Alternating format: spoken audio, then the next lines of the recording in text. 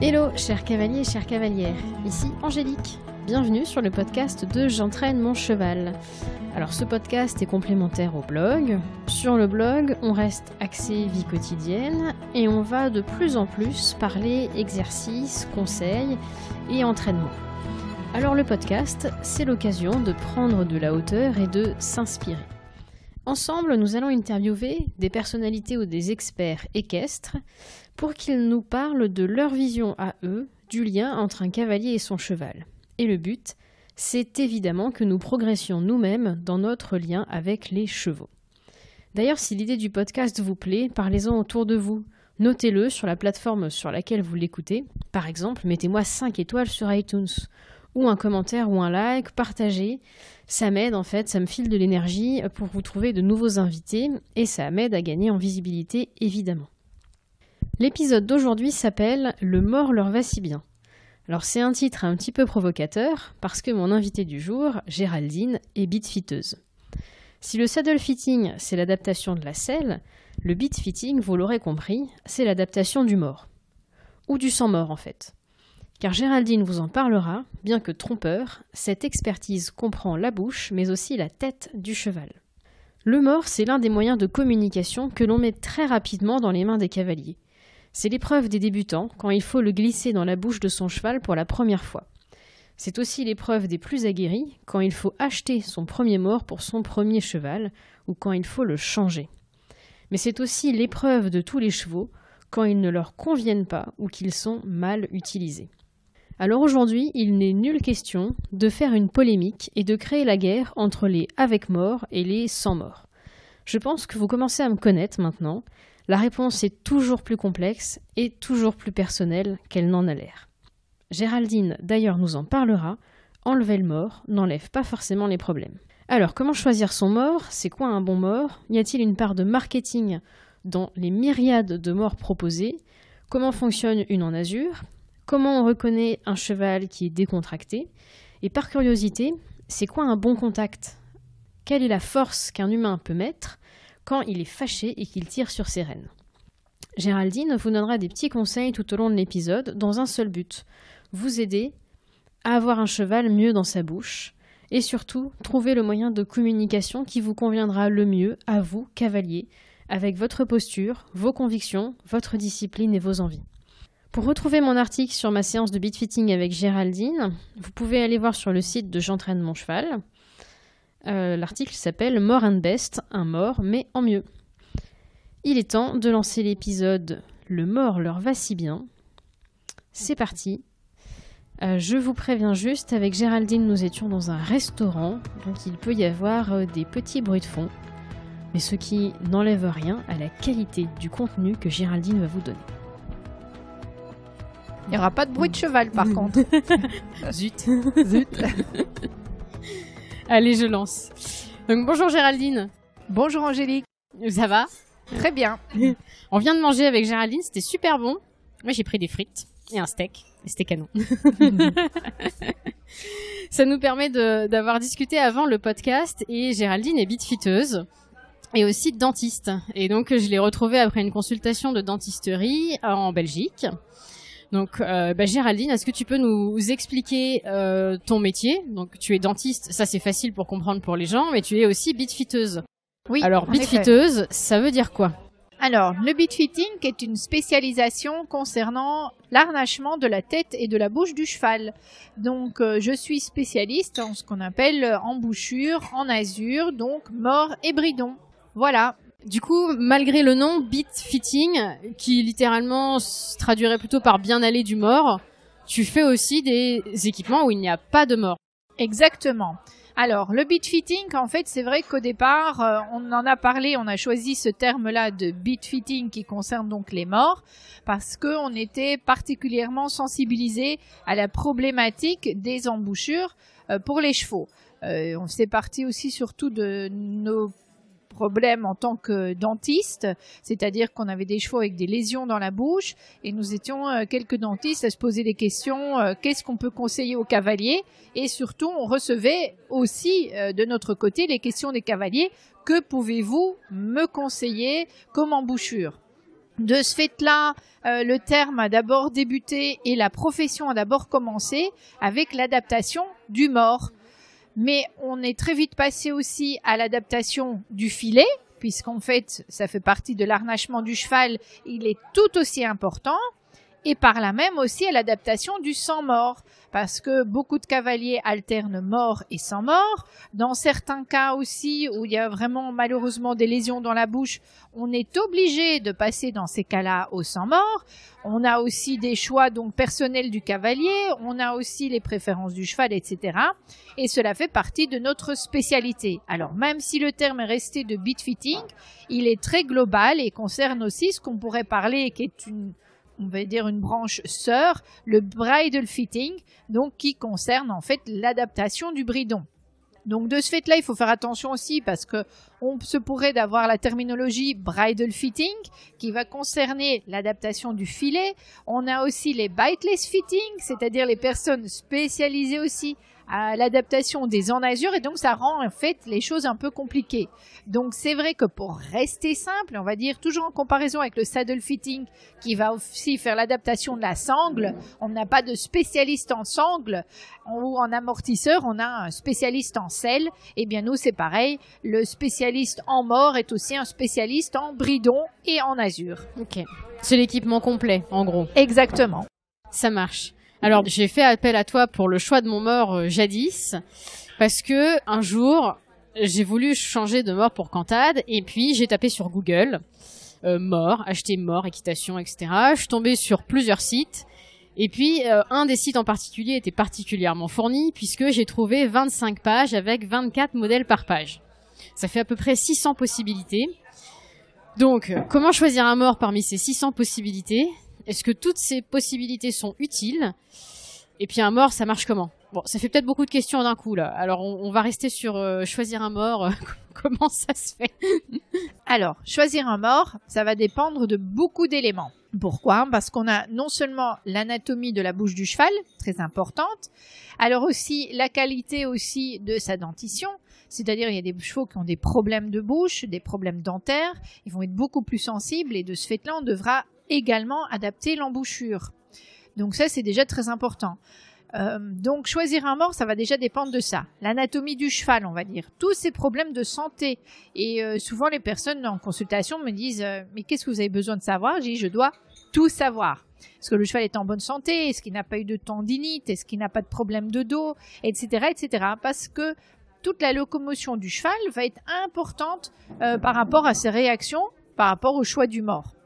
Et du bridon aussi, bien sûr. Donc ça va déjà rendre un peu les choses, c'est vrai, compliquées. Alors, je dirais pour vous, en tant que cavalier, demandez d'abord, au moment du passage du dentiste, de pouvoir regarder vous-même dans la bouche du cheval, savoir déjà s'il a beaucoup d'espace, peu d'espace, s'il y a des plaies qui sont présentes ou pas, qui peuvent être dues, par exemple, à un mort précédent ou au passé du cheval. Savoir l'épaisseur de la langue, c'est très important aussi. Et ça va vous donner des indications déjà pour faire votre choix de mort par vous-même. On va dire ça comme ça. Donc, c'est vrai que sinon, ça va relever du casse-tête. Alors, après ça, au niveau de la pertinence de choix, choisissez toujours simple pour commencer. C'est vrai que si on voit 600 types de morts différents, c'est énorme, mais il y en a certains qui sont très compliqués. Et on va comparer ça avec des paires de chaussures. Pour aller faire de la promenade, on va pas aller choisir des chaussures à hauts talons. Donc ça va un petit peu vous aider dans le choix du mort. Essayez de faire simple pour commencer. Simple, du coup, c'est droit, simple brisure, double brisure, ouais. Exactement. Des petits modèles de base, on va dire. Okay. Voilà, tout simple. Donc déjà, ça va vous éliminer pas mal de morts sur les pages d'un site. Ouais, c'est clair. Ça va faire moins compliqué. Donc déjà, comme je vous ai dit, le premier guide, le premier conseil peut être demander à votre dentiste, observez la bouche de votre cheval. Ça va vous aider pour un point. Deuxième point, essayez de faire simple. Après ça, l'utilisation qu'on va en avoir. C'est vrai que ça va être très différent. Est-ce qu'on va aller faire 1 heure de balade par semaine avec son cheval ou est-ce qu'on pratique une discipline un peu plus compliquée? On va dire, vous faites du dressage, vous avez besoin aussi d'un mort de bride.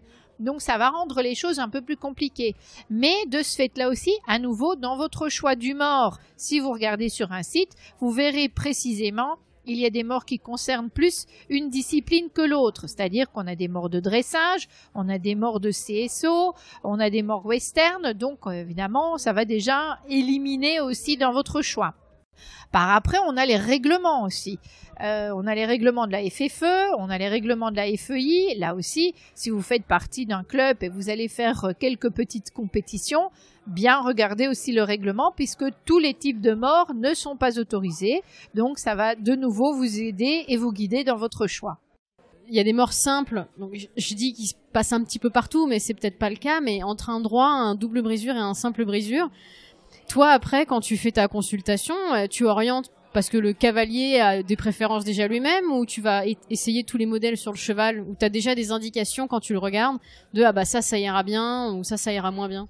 Oui, souvent j'ai déjà des indications dans ce que j'observe, donc dans la partie, on va dire, anamnèse du cheval et check-up, donc dans leur historique, dans ce que j'aurais aussi senti à la palpation, dans les problèmes du cheval, par rapport à sa conformation, sa bouche, etc., par rapport aux problèmes aussi du cavalier ou pas. Donc, et puis après, par rapport à l'observation que je vais faire en dynamique du cheval sous la selle, monté par son cavalier, de voir un petit peu quelles sont les réactions du cheval par rapport à la main du cavalier, évidemment très importante. Et de ce fait-là, je m'orienterai plutôt vers l'un ou l'autre choix. Après, ceux qui auront le mot final, on va dire le mot de la fin, c'est tout bien sûr le cheval d'abord, puisqu'on vise son confort, et puis aussi le cavalier qui doit avoir un bon ressenti de la main. Voilà. En quelques mots, un mort droit, un mort simple brisure et un mort double brisure, ça marche comment? Alors, ça va répartir les pressions de façon différente, que ce soit sur la langue du cheval, le palais, les barres, les lèvres et aussi en fonction du type de modèle. D'accord. De ce fait-là, certains chevaux qui sont plus sensibles sur la langue vont préférer un modèle plutôt que l'autre. D'accord. Alors là, les choses vont se compliquer aussi parce que même en simple brisure, même en double brisure, on peut avoir des types de morts qui vont plus ou moins mettre de pression, par exemple, sur la langue, plus ou moins mettre de pression sur le palais, plus ou moins sur les lèvres. Donc, c'est très difficile de dire, voilà, dans tous les cas, vous devez choisir un droit. Dans tous ces cas-là, vous devez choisir un simple brisure. Ça devient très compliqué puisque ça va vraiment dépendre du modèle de mort, même si on reste dans une de ces grandes tendances, droit, simple ou double. Oui, je me rappelle que tu m'avais fait essayer un double brisure que j'ai aujourd'hui. Et tu m'avais fait essayer un autre modèle juste après. Et la seule différence entre les deux, c'était l'orientation de la partie centrale. Exactement. Soit c'était plus plat le long de la langue, soit c'était plus au niveau de la tranche en fait. Oui. Et rien que ça m'avait changé mon cantade. Il était ronchon sur la deuxième. Voilà, exactement.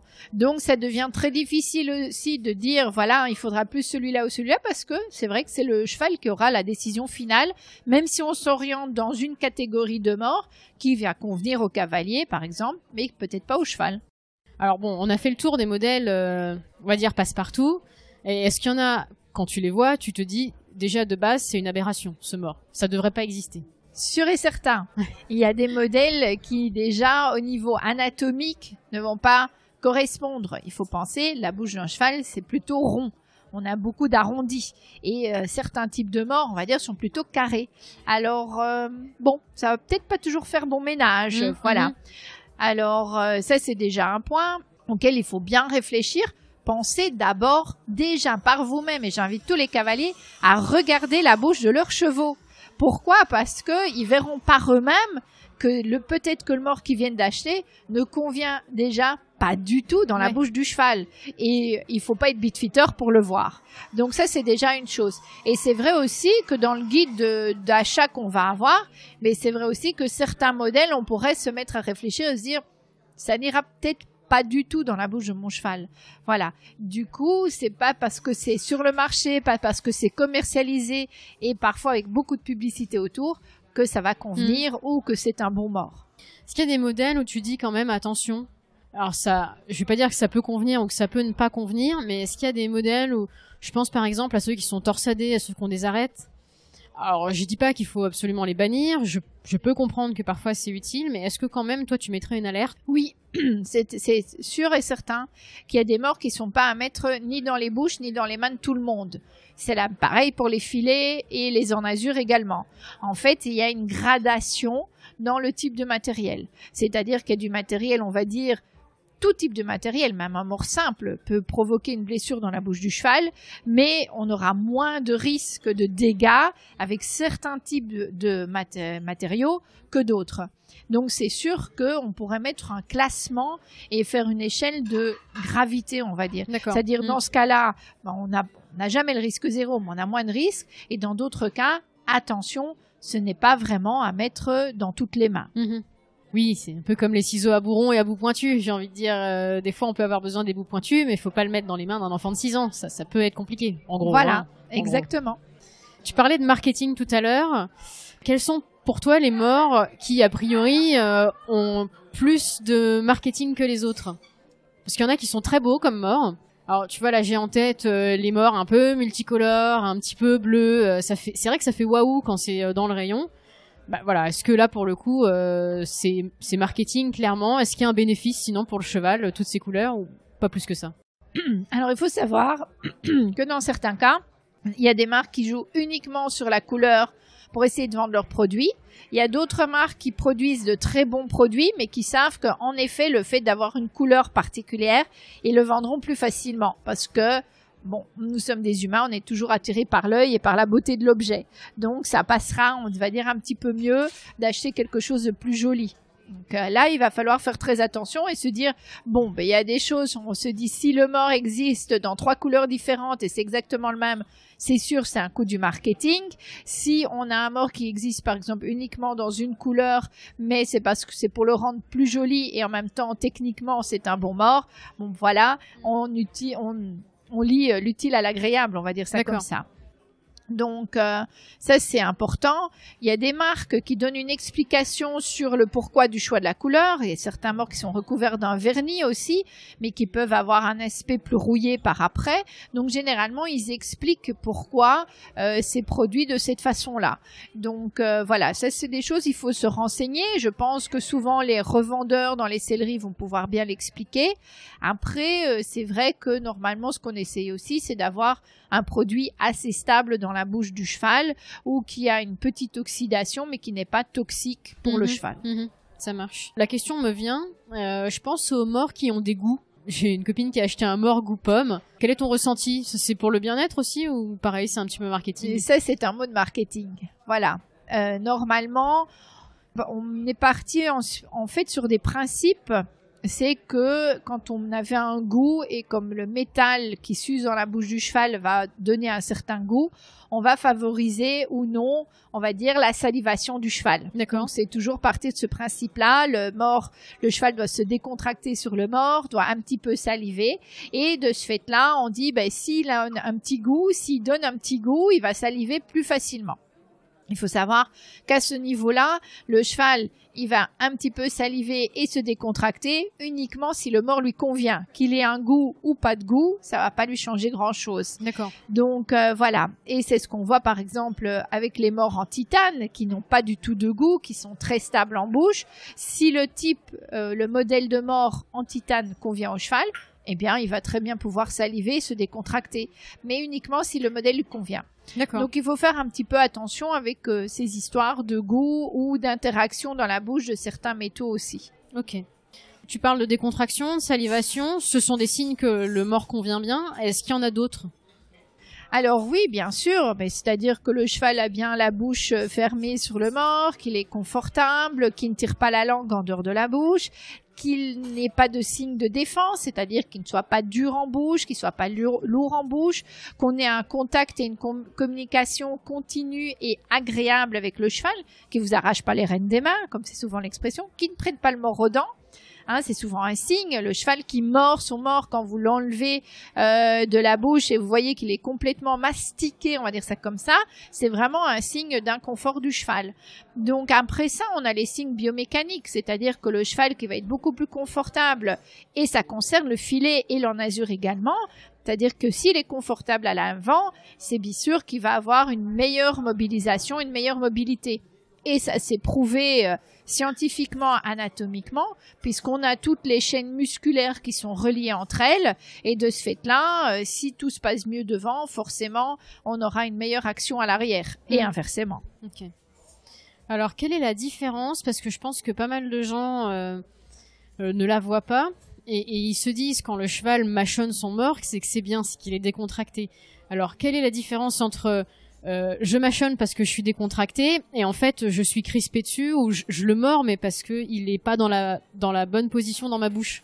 Est-ce que tu arrives à mettre des mots sur Oui, alors c'est très difficile à expliquer, mais en fait cette histoire de décontraction, c'est la mobilité de la mandibule du cheval. Et donc, en fait, ça, c'est l'effet de balance du cheval. Et on peut l'avoir aussi en sang mort. C'est-à-dire, le cheval qui est contracté, il va serrer les dents, on va dire ça comme ça. Il va pas du tout se décontracter. Il va pas avoir une bonne mobilisation de son corps.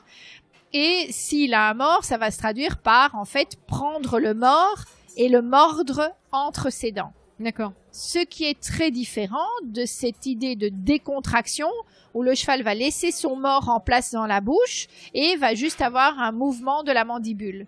D'accord. Ça, c'est l'effet de décontraction. Et donc, il peut avoir avec ou sans mort. D'accord, ok. Donc, quels sont les signes que c'est pas ok? Là, c'est flagrant que ça va pas. Oui, eh bien donc comme je vous ai dit, mordre le mors, secouer la tête, n'être pas du tout réceptif aux actions de main ou aux demandes du cavalier par exemple, et donc tous ces signes d'inconfort. Il y a des chevaux, on monte à peine dessus et ils partent en trombe, on va dire, de l'autre côté de la piste ou de la carrière, et donc ça sont toutes des réactions qu'ils peuvent avoir parce que ça leur va pas. Refuser de prendre le mors aussi quand on lui présente. Il y en a certains, même rien que pour mettre le filet, il faut presque se, entre guillemets, battre avec eux. Ça, ce sont tous des signes auxquels on doit être attentif.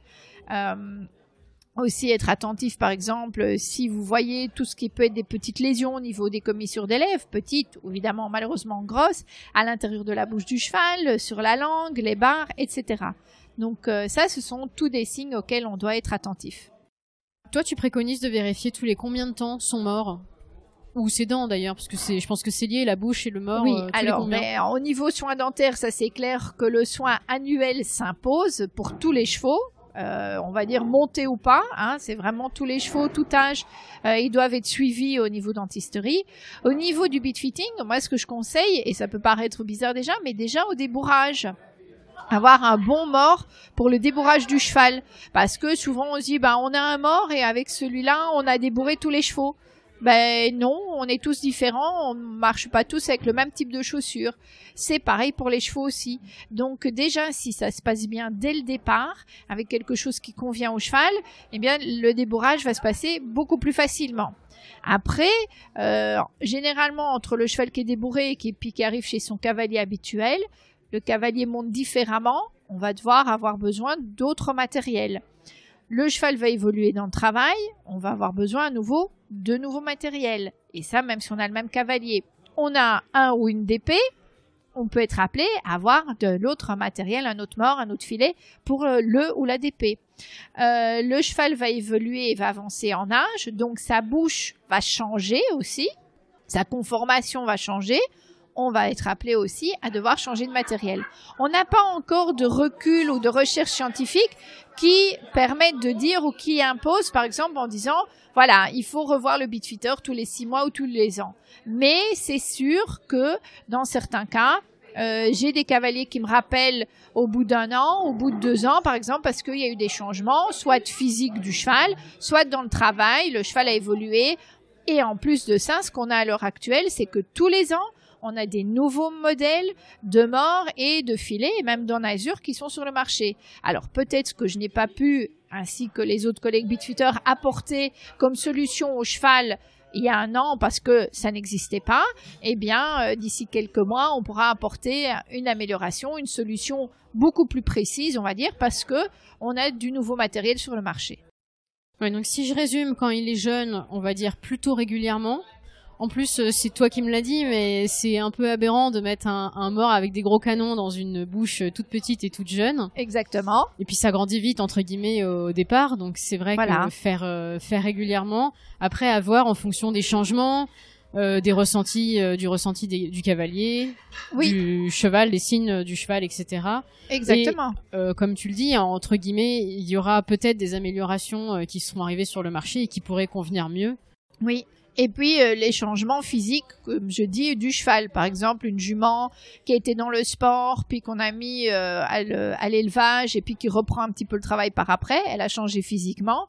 Il est fort possible que le matériel qui était utilisé avant sa période de repos et de gestation ne va pas être le même après.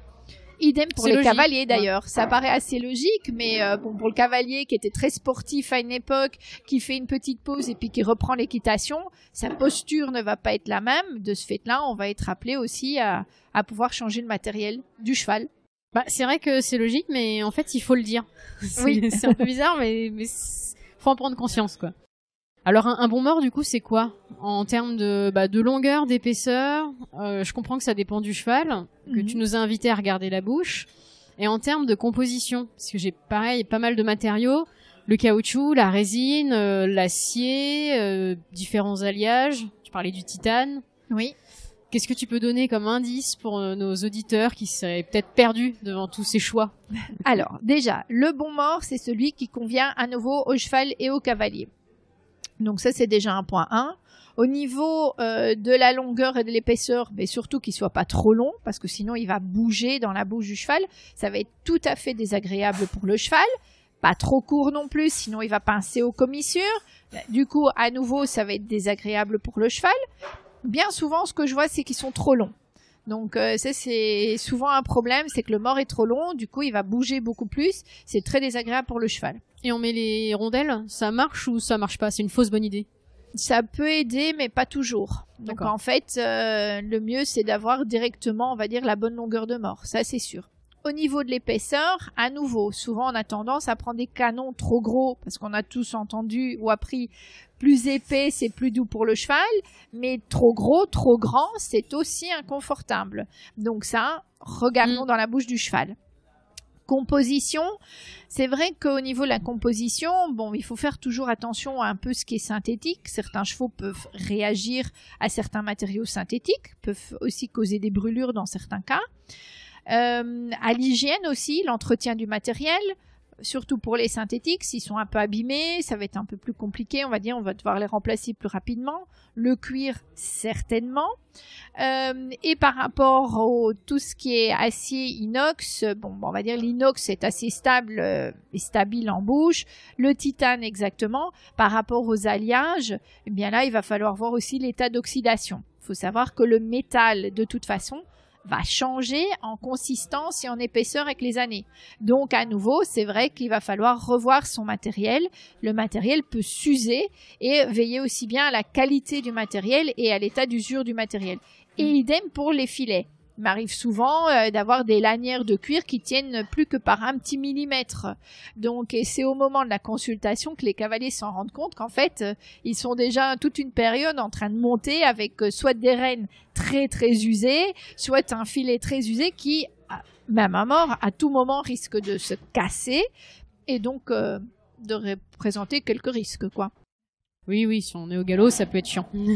Voilà. Et aiguille ou anneau? Alors, les aiguilles sont surtout utilisées pour les jeunes chevaux. Par après, ça peut être dangereux, par exemple, dans certaines disciplines. Par exemple, pour le horseball, c'est interdit parce qu'on pourrait s'accrocher. Donc, c'est vrai que c'est plutôt, on va dire, un type de mort de transition. D'accord. Je pense qu'on a tous connu un cavalier qui s'est fait empaler par son cheval quand son cheval venait se frotter sur lui. C'est vrai que c'est pas très agréable non plus. Non. Est-ce que tu as des conseils sur l'entretien du mort? Alors oui, le rincer à l'eau claire et bien le frotter après chaque utilisation. Ça ne se voit pas toujours et il y en a beaucoup qui ne le font pas, mais ça c'est le plus simple. Vraiment à l'eau claire et bien nettoyer, qu'il n'y ait pas de reste d'aliments ni de salive, parce que déjà rien que ça, quand on va remettre dans la bouche du cheval, ça peut créer des irritations et forcément des petites blessures, surtout aux commissures. Donc c'est éviter. Et le plus simple, c'est l'eau claire. Ok. Comme nous, quoi. Faut laver notre fourchette, en gros, voilà, à chaque fois. Exactement.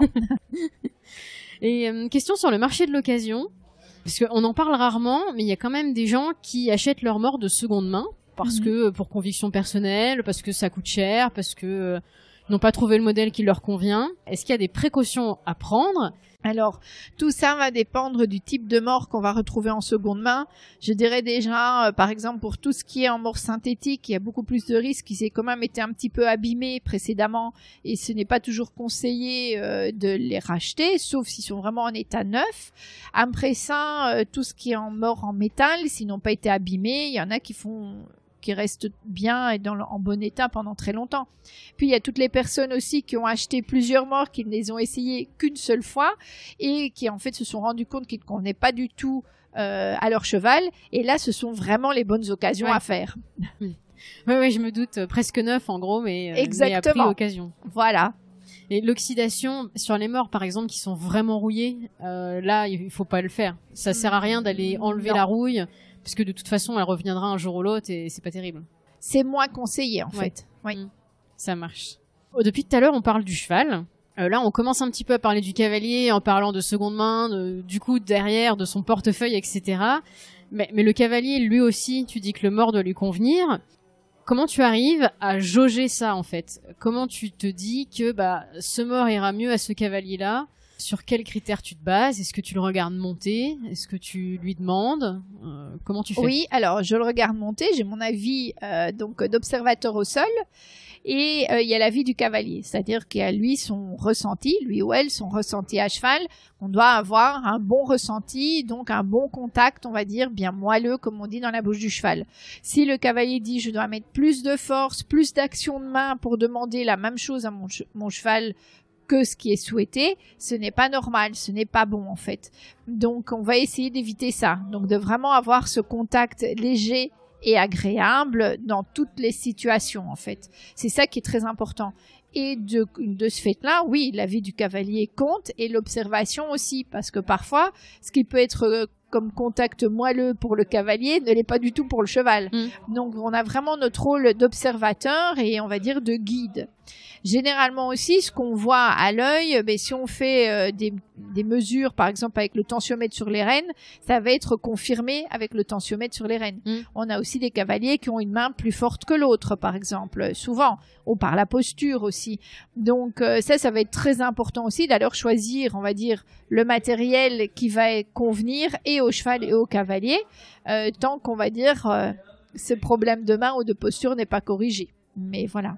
Donc il y a deux choses. Tu m'as parlé d'observation et tu m'as parlé du tensiomètre. Parce que c'est vrai que tu équipes le cheval et le cavalier. Tu mets en fait une espèce de capteur sur les rênes. Oui. Comme ça, tu sais exactement quelle force a exercé le cavalier à quel moment. Exactement. Donc oui, on peut travailler aussi avec le tensiomètre sur les rênes. Et donc le but, c'est d'avoir évidemment un bon contact agréable et pas des pics de pression ou de tension exabérants. Et alors scientifiquement, un bon contact, c'est combien de kilos dans une rêne? Alors ça varie, mais donc on a le cheval en mouvement, mais généralement on est aux alentours de 500 grammes jusqu'à 1,5 kg. Ouais, donc c'est pas grand-chose en fait. Non, c'est pas grand-chose. Et alors, question qui tue, mais si jamais on met un bon coup de rêne quand on est fâché là et qu'on tire un bon coup sur les rênes, ça monte à combien de kilos d'un coup? J'ai des cas où on monte à 10 ou 20 kilos. Ouais, donc ça peut faire mal en fait. On s'en rend pas compte, mais on fait sacrément mal quoi. Oui. Ok, bon. C'est noté. Et au niveau conviction, est-ce que tu as des cavaliers qui t'ont dit non, moi j'achète pas ce mort-là parce que c'est pas dans mes convictions personnelles? Non, plutôt pour les bridons par contre. Et ça c'est plutôt pour l'esthétique, ce qui est des fois très dommage. D'accord. Ok. Oui. Donc c'est plus en fait le mort ça va, il y a pas trop de soucis, peu importe la marque, peu importe le modèle, t'as pas trop de problèmes. Non, parce que comme généralement les cavaliers qui font la démarche, ils savent qu'on veut trouver quelque chose qui est simple et bien et qui convient au cheval et puis ils ressentent eux-mêmes la différence, donc ils sont généralement très convaincus de ce fait-là. Il n'y a pas trop de soucis à ce niveau-là. Et c'est souvent plutôt pour le filet parce que même si, on va dire, le modèle convient très bien au cheval, il y a toujours ce petit côté esthétique qui n'est pas toujours présent et qui est beaucoup plus difficile. Voilà. Ok.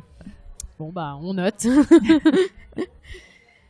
Et tu en as beaucoup quand même qui refusent? Non, c'est une toute petite proportion. Non, parce que franchement, les personnes qui ont fait vraiment la démarche déjà c'est une démarche de faire appel au conseil du bitfitter, et puis après généralement ils sont convaincus de ce fait-là, il n'y a pas de difficulté, et au contraire parfois ils veulent partir avec mon matériel d'essai et l'emporter directement. Donc non, il n'y a pas trop de soucis de ce côté-là.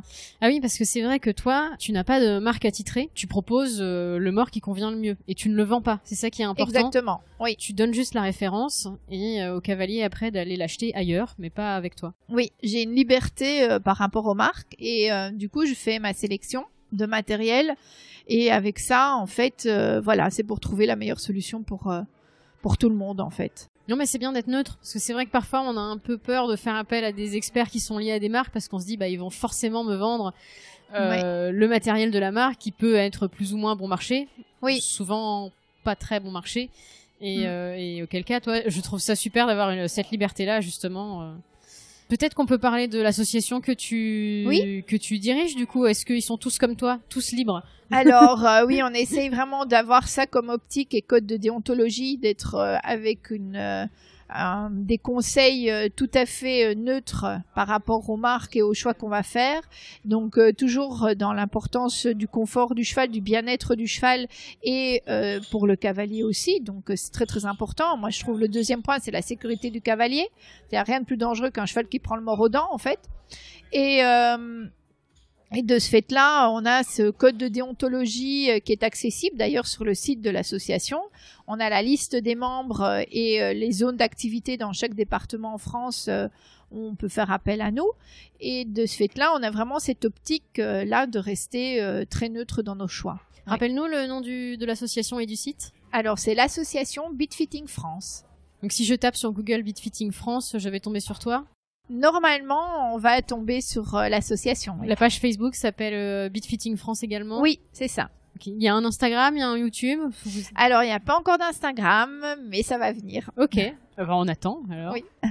Ça marche. France et Belgique aussi? Ou que France? Alors, France, Belgique par rapport à moi, et un peu de Suisse aussi. D'accord, ok. Voilà. Non, mais c'est bien pour les gens qui sont limitrophes. Ils savent qu'ils peuvent aller sur le site Bitfitting France et malgré tout trouver des gens chez eux. Exactement, oui. Ça c'est super. Si le bitfitting ne concerne pas uniquement le mors, est-ce que globalement pour la tête du cheval, faire disparaître le mors, ça résout les problèmes? Alors, je pense que c'est une bonne question, mais certains chevaux vont quand même être mieux avec un mors. Ça peut paraître aberrant comme réponse, mais c'est souvent une constatation. C'est-à-dire, si on a des chevaux qui ont été montés toute leur vie avec un mors, c'est parfois difficile de les faire passer au sans mors. Il y en a d'autres, ils vont être soulagés, en effet, et il y en a d'autres, ils ont été tellement, on va dire, pris dans le système qu'ils préfèrent avoir ce mors dans la bouche. Il y en a certains aussi qui sont vraiment mieux avec un mors dans la bouche pour la sécurité du cavalier. Que c'est grâce à ce petit mors, même tout simple, tout gentil, que le cavalier a quand même un frein. Et qui va dire sinon ils partent au galop, on va dire, avec une enasure. Donc c'est vrai, on peut refaire le reproche, oui, mais il y a la partie d'éducation du cheval, etc., etc.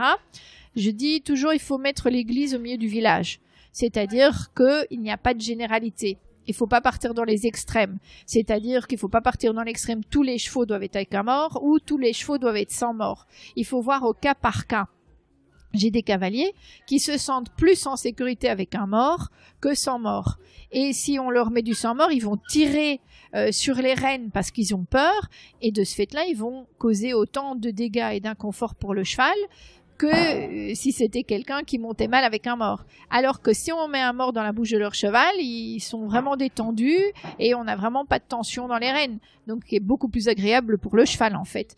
Donc, il faut vraiment prendre au cas par cas et pas apporter de jugement très intempestif et très extrême, en fait. Binaire, pas de côté binaire, en fait. Non, exactement.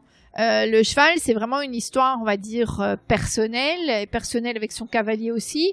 Et de ce fait-là, il faut respecter aussi ses choix, dans le sens où on est dans le bien-être du cheval, bien sûr. On va pas aller mettre un mors en barbelé, mais même chose aussi, on va éviter la chaîne de vélo sur le nez du cheval. Donc, voilà. C'est pour ça que je dis, il faut pas viser les extrêmes et il faut respecter aussi les choix de chacun. Alors, les enasures, en gros... comment ça marche? pas forcément dans le détail, mais tout ce qui est type hackamore, licol éthologique, side pull, ça intervient sur quoi si on n'intervient pas sur la bouche du cheval? Alors, ça intervient donc sur les différentes zones sensibles du cheval, qui sont par exemple les foramen, d'où sortent les terminaisons nerveuses du cheval. Donc, on va avoir une action là-dessus. Donc, sur vraiment toutes les parties sensibles de la tête du cheval.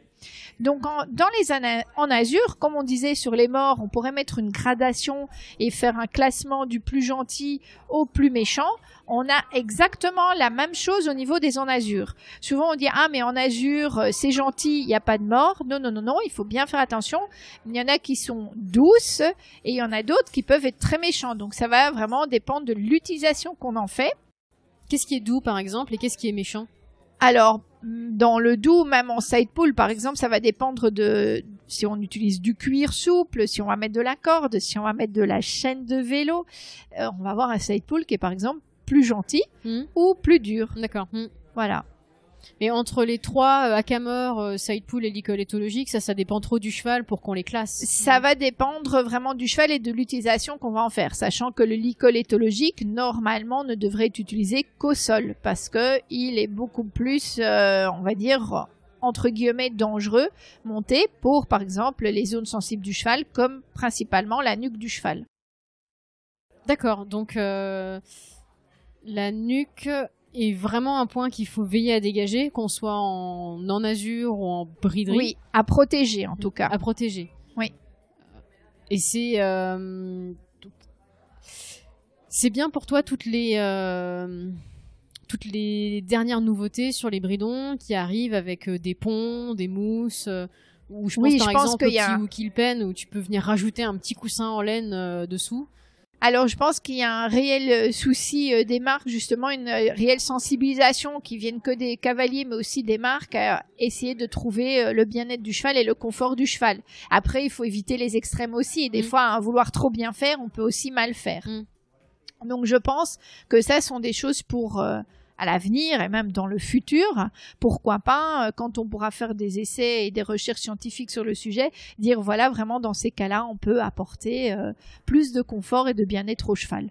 Mais oui, certainement, c'est une zone à protéger. Si on devait faire un comparatif pour nous, par exemple, si jamais on utilise le licol éthologique et le cheval, bah, du coup, il se prend cette petite action sur la nuque. Pour nous, si on devait transcrire avec des mots sur nous, ça équivaudrait à quoi? C'est comme si on mettait un petit coup sur la nuque, là, au bas du crâne. Alors, c'est surtout aussi par rapport aux nœuds qui sont juste placés au niveau des foramen infraorbitaires, donc de part et d'autre du nez du cheval. C'est comme si nous, on se cognait le coude contre la porte. D'accord. Donc, ça fait une petite décharge électrique. Ok. Voilà. Oui, c'est pareil pour le cheval. C'est agréable, effectivement. Pas tellement. Ça fait mal. Est-ce que le cheval a des tempes? Parce que je sais que pour nous, si on se prend un coup là, ça nous fait pas du bien non plus. Oui. Lui, il a des zones équivalentes? Il a toutes les zones au niveau de l'articulation temporomandibulaire qui est directement reliée avec l'oreille interne. Donc, c'est vraiment tout autour de l'oreille du cheval. Et donc, oui, c'est une zone aussi très sensible. D'où tous ces bridons avec les découpes ergonomiques qui sont de plus en plus présents sur le marché. Toi, tu vois des vraies tendances sur ça d'ailleurs? De plus en plus de marques s'y mettent? Oui, tout à fait. Oui. Donc tu as de plus en plus de choses à conseiller aux gens. Exactement. Dans ce sens-là. Il y a plus de choix, mais ça rend le choix beaucoup plus difficile pour le cavalier qui ne s'en sort pas quand il va dans la sellerie parce que il y a un peu trop de choix. Voilà. Et comment je choisis bien, puisqu'on parle du choix, mon matériel en fonction de ma discipline? Est-ce qu'il y a des choses où par exemple j'aime... Alors, je dis un exemple, hein, mais moi je fais de l'endurance. Imaginons que je sois hyper fan de western. Est-ce que je pourrais mettre un bridon western sur mon cheval d'endurance? Alors ça va dépendre justement si avec ton cheval d'endurance tu vas faire du western ou tu vas faire de l'endurance. Et si je fais de l'endurance? Alors là, non. Normalement, on va veiller justement au confort et donc à la discipline qui va être faite. Donc pourquoi? Parce que on a des points de pression et des actions qui vont être différentes que soit avec le bridon et le mors de western qu'avec ce qu'on va avoir en endurance. On sait que l'endurance, mais on va le mettre plus longtemps, on va avoir plus de zones de frottement, donc ça va pas être toujours très agréable avec certains types de bridon et de mors western, par exemple. Ça marche. Et inversement. Ah oui, c'était une vraie curiosité. Parce que tu vois, je pense au bridon à une oreille, on pourrait se dire ah bah c'est génial, il y a plus le frontal qui va venir gêner, mais finalement c'est pas le bon plan parce que le bridon une oreille, il convient aux chevaux western qui ont probablement une position de tête qui fait que ça marche. Exactement, qui va être différente et puis on va pas le monter pendant des heures non plus avec ce type de bridon. D'accord. Voilà. Bon ben, on ne mettra pas de bride non plus, j'imagine, un cheval d'endurance. Tout Non va plus. bien. Tout va bien. Est-ce que tu sens qu'il y a une évolution du beat fitting en France? Alors je m'explique, c'est relativement nouveau à mon sens le beat fitting, peut-être plus que le saddle fitting encore.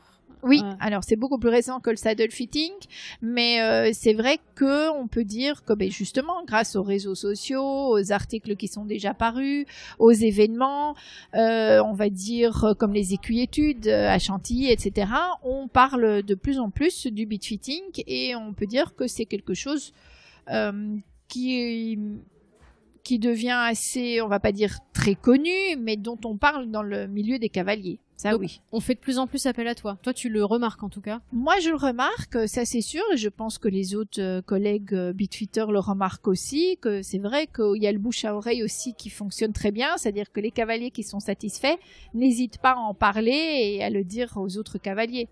Et surtout, pour certains cavaliers, c'est une réelle découverte, parce que beaucoup appellent, parce que ça faisait longtemps qu'ils étaient dans les ennuis, ou parce qu'ils avaient essayé eux-mêmes plusieurs morts et qu'ils ne s'en sortaient pas. Et c'est le fait de pas s'en sortir, c'est pas une faiblesse du cavalier, c'est vraiment aussi une attitude ou un constat qu'on a. On a des chevaux qui ont été élevés différemment, qui sont entraînés différemment. Souvent les chevaux de sport aussi sont beaucoup plus hauts en sang, on pourrait dire ça comme ça, ils sont beaucoup plus sensibles qu'avant. On a toujours des chevaux à l'heure actuelle où on pourrait mettre entre guillemets n'importe quoi. On en connaît tous comme ça, on peut mettre n'importe quel mort, n'importe quel filet et tout marche. Et d'autres chevaux, le moindre réglage, on change quelque chose de 2 mm, un petit trou de réglage différent et le cheval est transformé ou pas en fait. Donc ça c'est aussi un constat actuel, c'est que en fonction des chevaux qu'on retrouve sur le marché et qu'on rencontre, on a des chevaux de plus en plus sensibles et de ce fait-là qui sont quelque part eux-mêmes plus demandeurs à du matériel beaucoup plus adapté. Et de ce fait-là aussi, ça va rendre les choses plus compliquées pour le cavalier qui va se trouver désemparé face à ce cheval-là, alors que son autre cheval, il lui avait trouvé le mort directement qui convenait sans souci. Donc voilà, oui. Donc, quand on est désemparé, comme tu le dis, humainement, en fait, on a toujours tendance à vouloir durcir le mort. Et on n'a pas parlé des jouets. En fait, je me dis juste que dans toute notre conversation, on n'a pas parlé de tout ce qui est gel d'acceptation, tout ce qui est jouet, tout ce qui est anti-passe-langue. Je pense que tu invites plutôt les gens à chercher une autre alternative plutôt qu'à les utiliser. Certainement. Ce sont des choses qui sont à éviter et aller plutôt trouver la source du problème avant de passer à des choses comme ça. Parce que le jouet, c'est une fausse bonne idée, en fait. Exactement. Il va pas jouer avec, en fait, le cheval. Non, du tout. Du tout.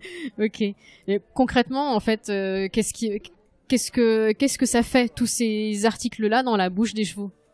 Pour donner une idée, tu vois, est-ce que donc ça les empêche d'utiliser leur langue? Mais pour nous, en gros, si on devait faire un comparatif, c'est comme si on avait un bâillon dans la bouche, c'est comme si on pouvait plus bouger la langue.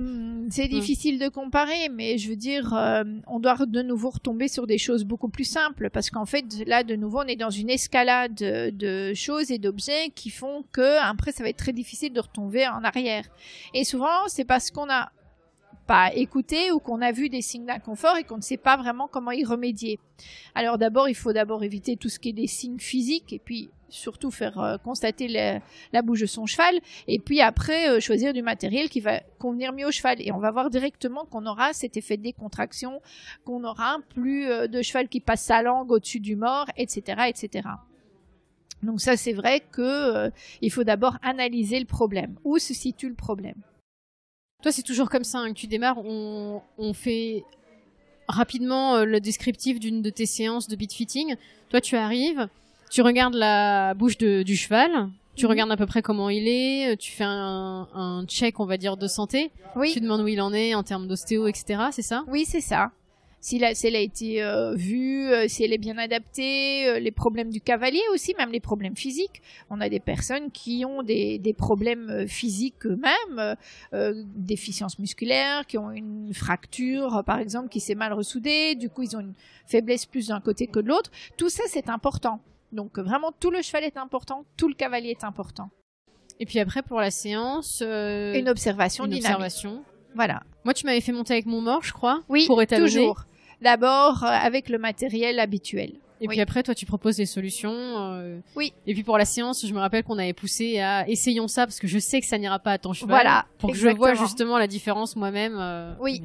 Tu fais ça pour tous les cavaliers aussi, pour qu'ils se rendent compte. Non, je fais pas ça pour tous les cavaliers, mais c'est vrai que des fois on peut entre guillemets s'amuser. Okay. Tant qu'on fait pas mal au cheval. Mais oui, non. voilà, quand t'as des on peut terronchons, mais s'amuser. ça va, il a survécu. Oui. Ça marche. Si on veut te joindre, oui. On peut aller. Tu as une page Facebook en particulier ou tu préconise toujours la page de l'association, quoi qu'il arrive, BitFitting France. Alors, j'ai la page Facebook. J'ai beaucoup de personnes qui me demandent, me posent d'abord chez moi les questions et puis que je réfère, par exemple, à des collègues qui font partie de l'association, par exemple. Sinon, il y a ma page Facebook. On peut me joindre. Il y a mon site. Donc, on peut me trouver. Qui est, du coup, ton site? Alors, mon site et ma page, c'est EquiBitFit. Ok. Et donc, .com. Donc, EquiBitFit, EQUIBITFIT. C'est ça. Parfait. Dernière question, Géraldine, la question de la fin, pour le mot de la fin. Si je devais te dire le lien cavalier-cheval, quel est le premier mot qui te viendrait à l'esprit? Bonne question. C'est pas forcément le mot mort. Hein. Si c'est celui-là, ça non, va. Mais... c'est ça. Moi, le premier mot, c'était communication. Ok. Alors ça peut tout regrouper, puisque on a la communication verbale, non verbale, donc voilà. Super.